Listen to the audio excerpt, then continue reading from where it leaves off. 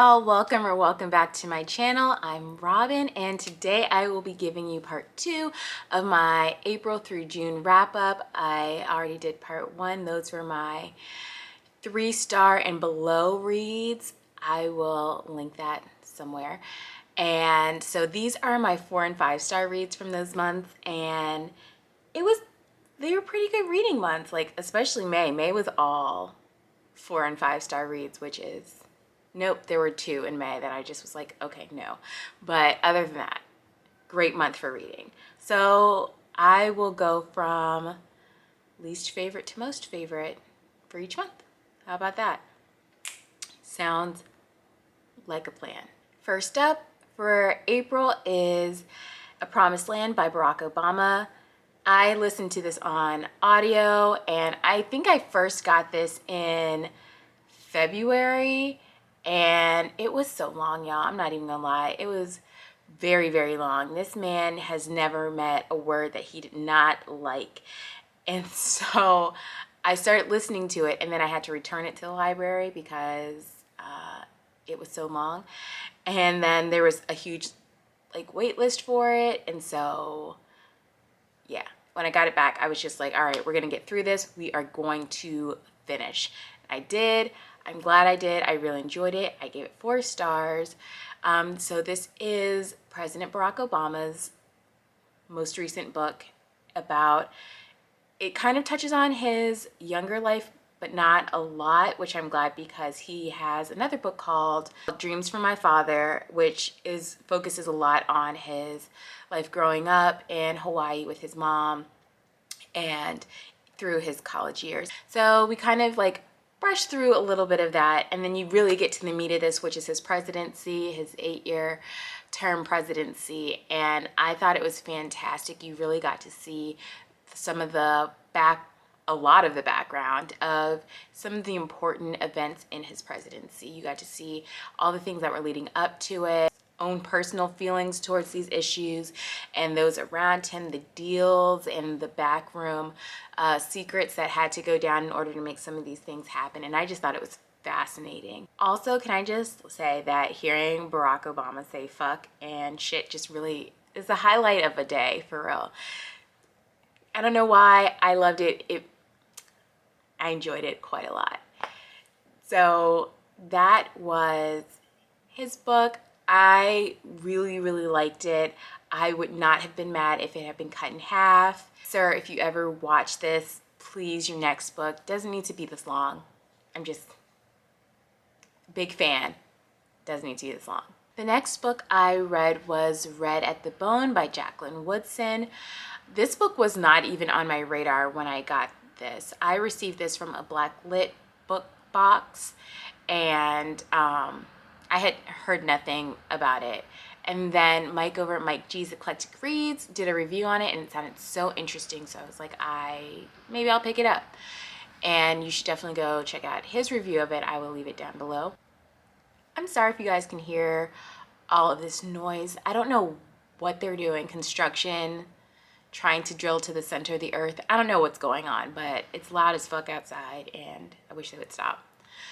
But anyway, Red at the Bone is a multi-generational story about, it starts off with Melody, who is in a white dress that her mother never got to wear for her coming out party, because at the time when Melody's mother was supposed to wear it, she was pregnant with Melody. So you follow 3 generations of this family, Melody, her parents, and her grandparents, and how this pregnancy, this unexpected teenage pregnancy, kind of affects all of them. I loved it.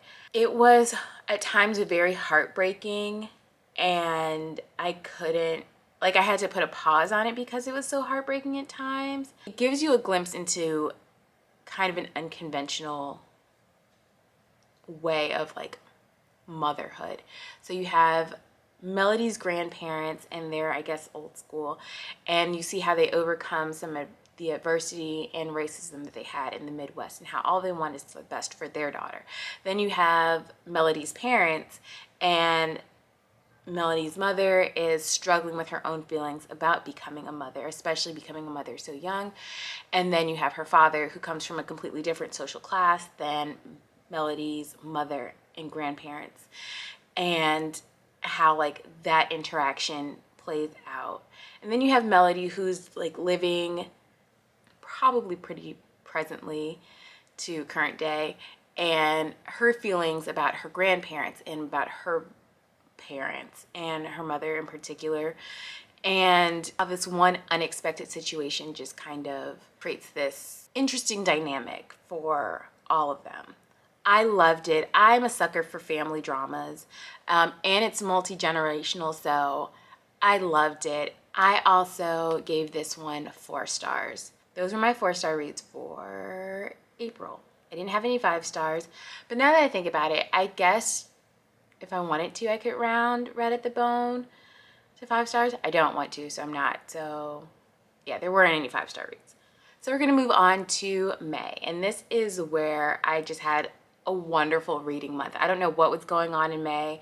Maybe I don't know, but I had such a good month. In May, I actually had 3 books that I just really didn't vibe with, but that's okay because the good outweighed any bad that there was, and so let's get into it. So 4 stars, and I guess like the least of my 4 stars would be Act Your Age, Eve Brown. This is the 3rd book in the Brown Sisters trilogy by Talia Hibbert, and this follows Eve. She's the youngest sister, and she is known as being flighty, and she doesn't finish what she starts, and so she's just tired of being the family fuck up. She runs away and to this little bed and breakfast in the countryside. I don't remember where it was in relation to where she lives. That's neither here nor there. The sexy times were sexy, and I love Talia Hibbert's writing. That being said, this was my least favorite of the Brown sisters. Danny is still my favorite Brown sister, and then it's Chloe. I could not really connect with Eve a lot. And I understand why Eve was the way she was, but she was just kind of annoying for me, and I didn't find it like her cute and quirky and funny. She wasn't doing it for me. I did appreciate Jacob, who was kind of like a grump-a-lot, which, I mean, I don't know what that says about me because I feel like I like grumpy characters a lot. So maybe I am actually just a grumpy character. Things to think about in the shower later. I guess because you know that this is a romance and it's a happily ever after, you know that Eve and Jacob are gonna get together. You're like, oh, how is this gonna evolve? But it just didn't feel like organic to me. I don't know, I didn't really care for their romance.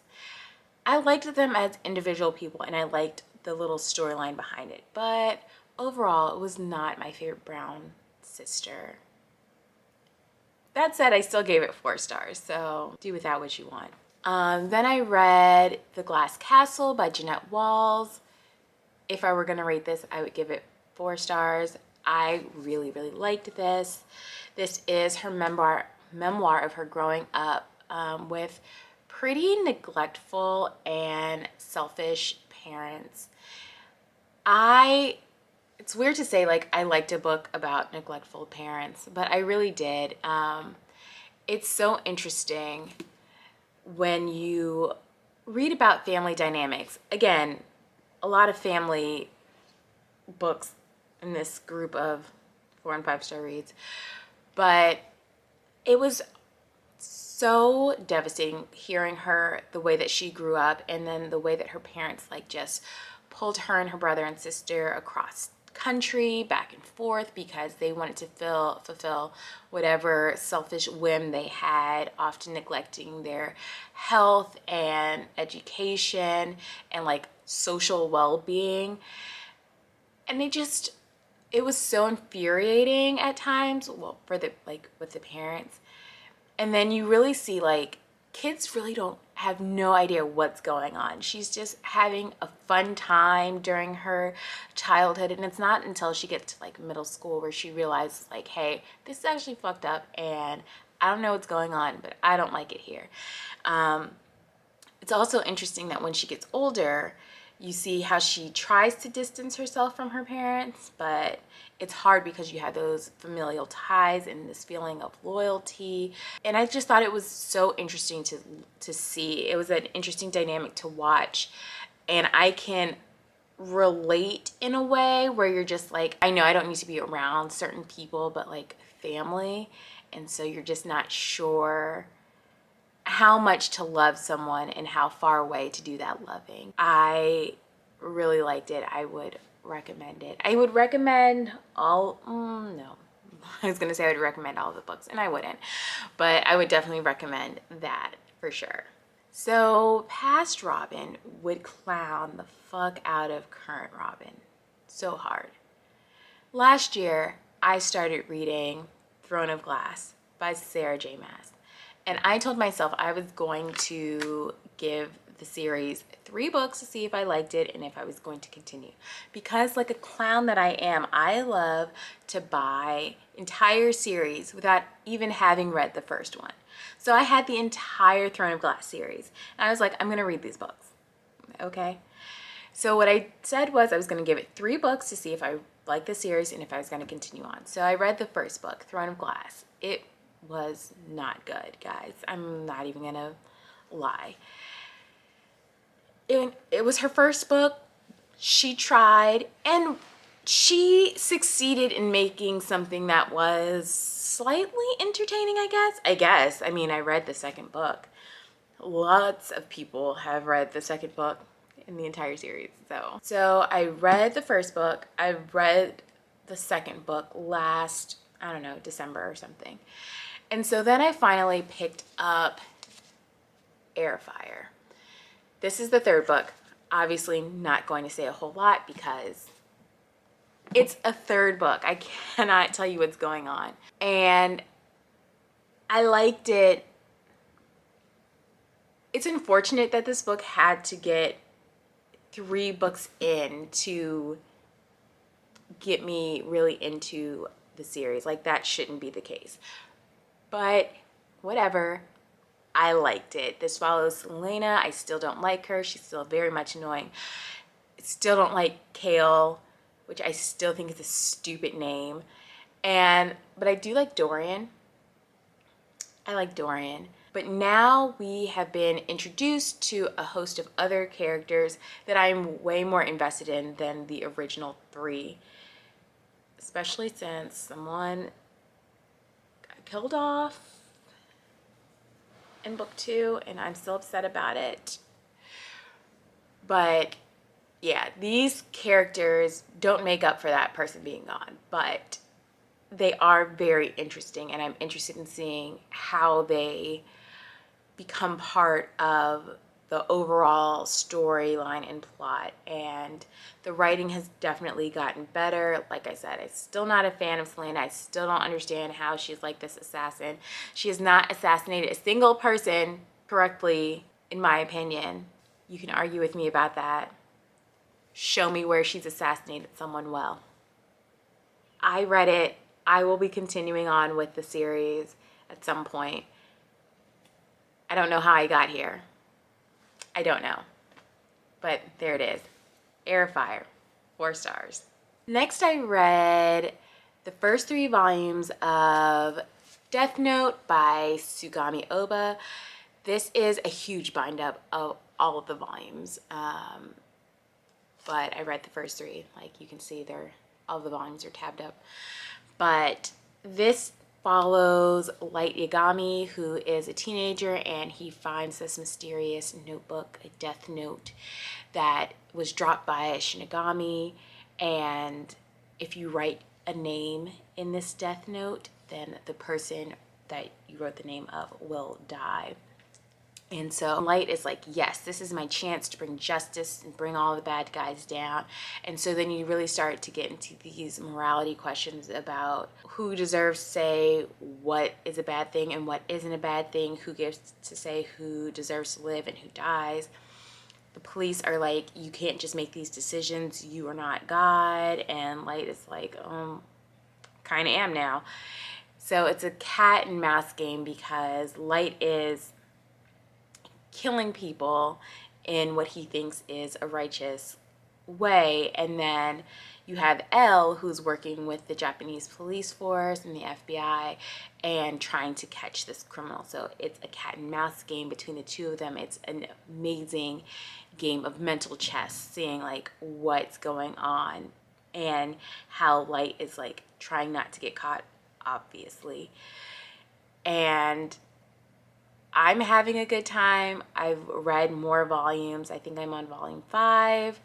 Obviously, I'm going to finish it at some point. Maybe I'll finish it before the end of the year. I don't know, maybe. But I'm having a good time with it. I really enjoy it so far. 5 stars. Then I read The Deep by River Solomon. This is a short story coming in at a whopping 155 pages. And I loved it. I listened to it on audio because David Diggs is my favorite human, maybe. I probably love him. But the story was fantastic. I think about it all the time. I read this back in May. It's September. I'm still thinking about it. But you're following Yetu, who's a Wajinru. The Wajinru are descendants of babies, the unborn babies of enslaved women that were thrown overboard of slave ships. So these people, these mer people, kind of figure out how to live under the sea and create this whole world and community. And what they do is they have a historian. It's one Wajinru who has all the memories and history of their people, which means all the traumatic experiences of being captured and put on slave ships and thrown overboard, all of those tragic memories. And the historian in this book is Yetu, and she is like, this is a lot. This is a lot of burden on one person.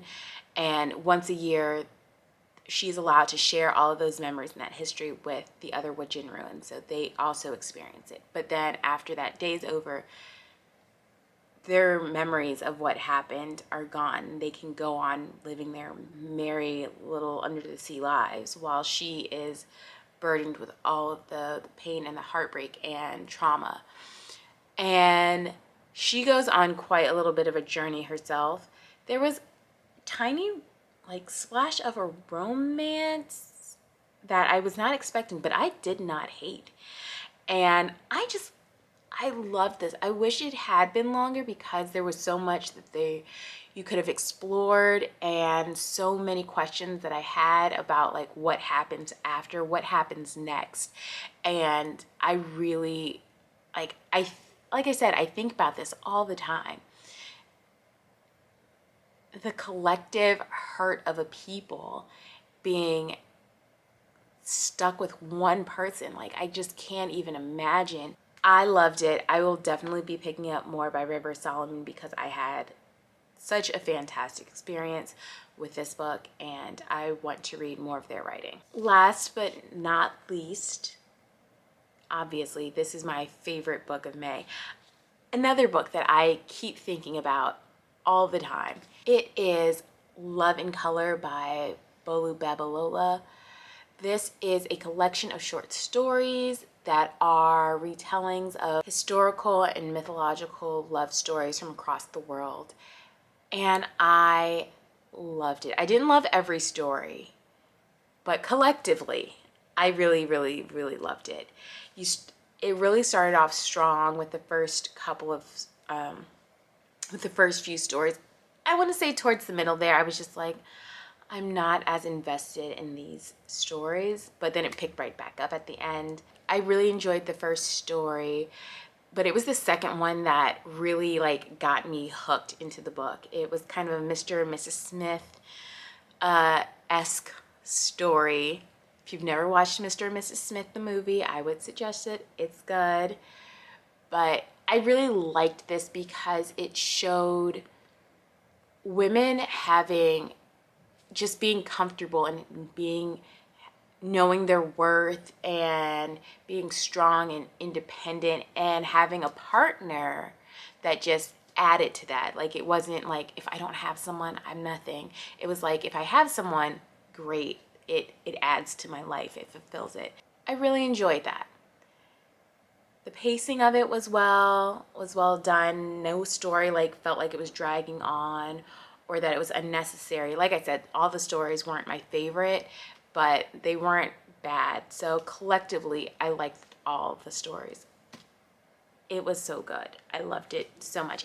And I never read short story collections, ever. I think this is like the first one I've read in years.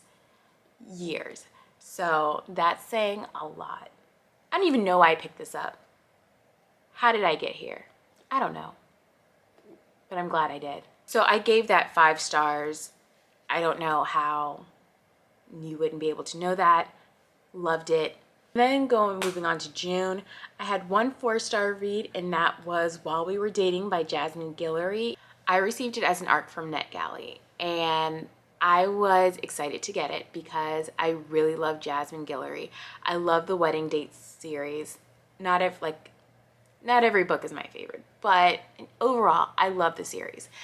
And actually, I was worried about this one because the last one I read was definitely not my favorite in the series.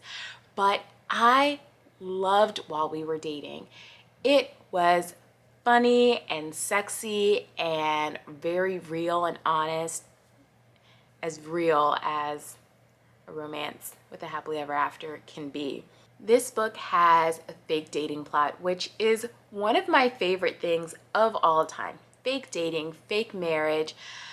Let's just pretend until it becomes real, which is honestly how I've been going about dating. It's not working for me. We're following Ben, who is an advertising person, and he lands an ad campaign to work with this movie star, Anna Gardner. Anna and Ben are working on this ad campaign together. She's the talent, he's the brains behind the campaign.